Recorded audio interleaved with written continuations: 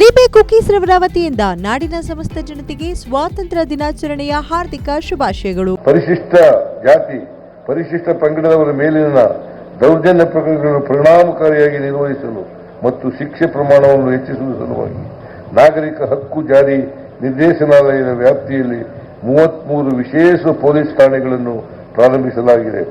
17,000ಕ್ಕೂ ಹೆಚ್ಚಿನ ಪೌರ ಕಾರ್ಮಿಕರನ್ನು ಕಾಯಂ ಮಾಡಲಾಗಿದೆ. ಎಸ್ಸಿ, ಎಸ್ಪಿ ಮತ್ತು ಟಿಎಸ್ಪಿ ಕಾಯ್ದೆಯಡಿ ಈ ಬಾರಿ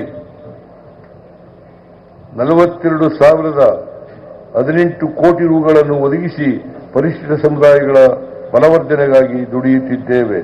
ರಾಜ್ಯದ ಪಶುಪಾಲಕ ಸಮುದಾಯಗಳ ಹಿತವನ್ನು ಕಾಪಾಡುವ ನಿಟ್ಟಿನಲ್ಲಿ ಆಕಸ್ಮಿಕವಾಗಿ ಮರಣ ಹೊಂದಿದ ಕುರಿ, ಮೇಕೆ, ಹಸು, ಎಮ್ಮೆ ಹಾಗೂ ಇನ್ನಿತರ ಜಾನುವಾರುಗಳಿಗೆ ಅನುಗ್ರಹ ಯೋಜನೆಯಡಿ 80 ಕೋಟಿ ರುಗಳಿಗೂ ಅಧಿಕ ಪರಿಹಾರವನ್ನು ನೀಡಲಾಗಿದೆ. ವಲಸೆ ಕುರಿಗಾರರ ರಕ್ಷಣೆಗಾಗಿ ಕಾಯ್ದೆಯನ್ನು ಜಾರಿ ಮಾಡುತ್ತಿದ್ದೇವೆ. ಸರ್ಕಾರವು ನಗರಾಭಿವೃದ್ಧಿಯನ್ನು ಗಂಭೀರವಾಗಿ ಪರಿಗಣಿಸಿದೆ.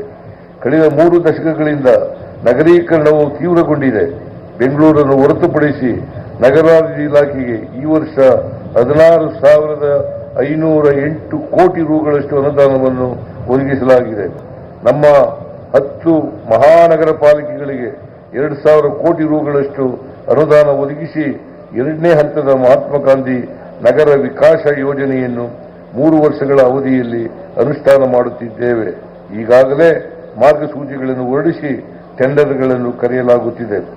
ಬೆಂಗಳೂರು ನಗರಾಭಿವೃದ್ಧಿಗಾಗಿ ಸುಮಾರು 1,35,000 ಕೋಟಿ ರುಗಳಿಗೆ ಹೆಚ್ಚಿನ ವೆಚ್ಚದಲ್ಲಿ ಡಬಲ್ ಡೆಕ್ಕರ್ ರಸ್ತೆಗಳು, ಸುರಂಗ ರಸ್ತೆಗಳು, Bengaluru business corridor, white topping ರಸ್ತೆಗಳು, ಡಾಂಬರ್ ರಸ್ತೆಗಳು, 6ನೇ ಹಂತದ ಕಾವೇರಿ ನೀರು ಸರಬರಾಜು ಯೋಜನೆ, ಹೊಸ ಮೆಟ್ರೋ ರೈಲು ಮಾರ್ಗಗಳು, ಬಫರ್ ರಸ್ತೆ, ಮೇಲ್ಸೇತುವೆ, ಉತ್ತರ ದಕ್ಷಿಣ ಕಾರಿಡಾರ್, ಪೂರ್ವ ಪಶ್ಚಿಮ ಕಾರಿಡಾರ್, ಉದ್ಯಾನಗಳ ಅಭಿವೃದ್ಧಿ, ಸಾರ್ವಜನಿಕ ಪಾರ್ಕಿಂಗ್ ವ್ಯವಸ್ಥೆ, ಶಿಕ್ಷಣ ಆರೋಗ್ಯ ವ್ಯವಸ್ಥೆ ಸುಧಾರಣೆ, ಟ್ರಾಫಿಕ್ ನಿರ್ವಹಣೆ, ಆಟದ ಮೈದಾನಗಳು ಇತ್ಯಾದಿ ಯೋಜನೆಗಳಲ್ಲಿ ಕೆಲವು ಚಾಲನೆಗೊಂಡಿವೆ. ಇನ್ನುಳಿದವು ಪ್ರಾಥಮಿಕ ಹಂತದಲ್ಲಿವೆ.